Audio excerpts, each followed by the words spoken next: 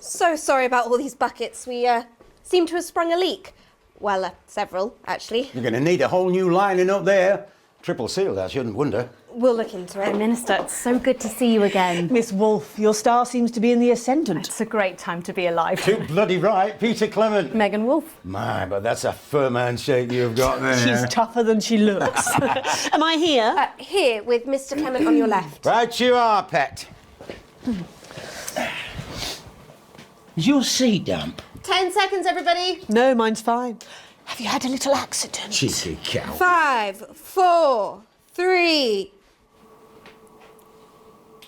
Welcome back. I am delighted to be joined by Prime Ministers Julia Salisbury and Peter Clement. Welcome to the National Nightly News, Prime Ministers. Oh, please, it's just Julia and Peter. We don't believe much in titles. It doesn't seem very advanced. We're delighted to be here. Well, firstly, I should ask how you feel about the graffiti that's been springing up across the capital. Should we be worried? Oh, no, you definitely shouldn't be worried. Well, not unless you've got a fatal paint allergy anyway. But yes, it does seem that there are still some people we haven't been able to help. You know, whingers mostly. People who've yet to benefit from the many advantages of the new future. And you know, Megan, as my old mum used to say, there are some pissants who just don't know how to be happy.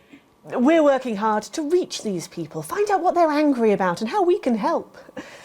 The door to my government is always open. Someone's dripping on me. But we didn't come here to talk about what may yet turn out to be some alternative arts project. Which we no doubt will have funded. When we want to talk to the nation about something far more exciting. Yes, your office briefed us that you have an announcement to make, but they were being surprisingly secretive about it. Let me ask you a question, Megan. Oh, OK, it's not usually how it works, but... What scares you? I mean, really scares you? It's death, pet. She's talking about death. We're all afraid of our deaths. It's part of being human. Sorry, are you saying that Advance have cured death? That'll be a vote winner. Yep, that was definitely a drop there. But while we may not have cured death, we hope we found a way to make it much less scary. And much less painful and much less expensive. Look, which is me close-up camera, Oh, pet? sorry, yes, it's camera 4 right there. When I was 13, me mam came and got me from school. He had to go to the hospital. Me granddad, he'd collapsed that morning, so we'd all to say our goodbyes. And I went in to see him. He were all frail and pale. And I was scared because I'd only seen him the week before, and he'd been fit as fiddle. And he said to me, "Petey," he said, "it's the right time. I don't ever want to be a burden to the people I love." Was that the last time you saw him? Nope. 3 days later, he were back home. He lived with us for 9 miserable years after that.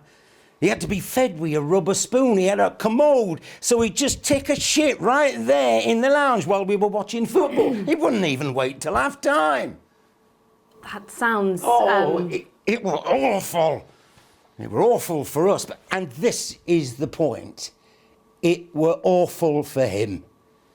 He could see it was destroying me, man, watching him slowly fade away. And he would beg her to turn off his breathing equipment at night, but she couldn't, or she wouldn't.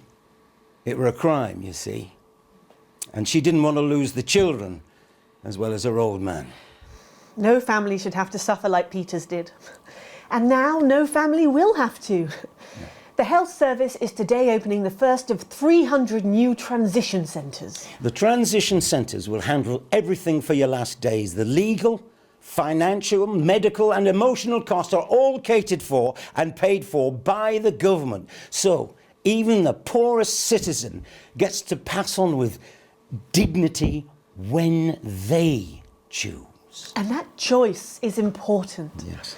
This is a service only for people who choose it, for people who feel they've run their course and don't want to burden themselves or their families with a slow, long, humiliating decline into an undignified... Jesus fuck! This microphone pack has just given me an electric shock! Are you okay? I don't know, I think it fried my asshole! Oh, we're still on the air, Peter. Yes, sorry, my apologies all. Are you not worried that this new system might be open to abuse. In what way? Well, Shit nuts! Sorry, I got zapped again. Can I get a little bit of help here, please? that the older generation might feel somewhat... Jesus, a raw face fucker! That one was massive. Right, no, this bastard's coming off. That the older generation might feel somewhat coerced. Coerced into spending their final days eating gourmet food and drinking fine wine and luxury spas and gardens. Look, I am perfectly capable of... Oh, fuck! My grandmother with a rusty twat! Prime Minister, please watch your language. For fuck's sake! Go get yourself sorted out. Right. We're launching a government information film tonight. It should tell your viewers everything they need to know. You really do move at a breathless pace. It's hard to believe you've yet to be in office a year. Oh, Megan, we're only getting started.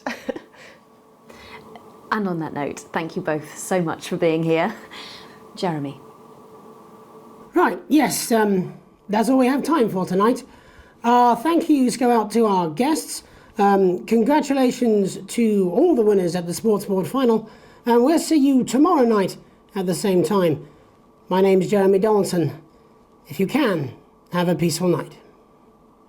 And we're out. Good job, everybody. So they just... The same, sir. I don't suppose there's any way this could be a good thing. It's my nephew, so we transitioned the moment I saw the leak.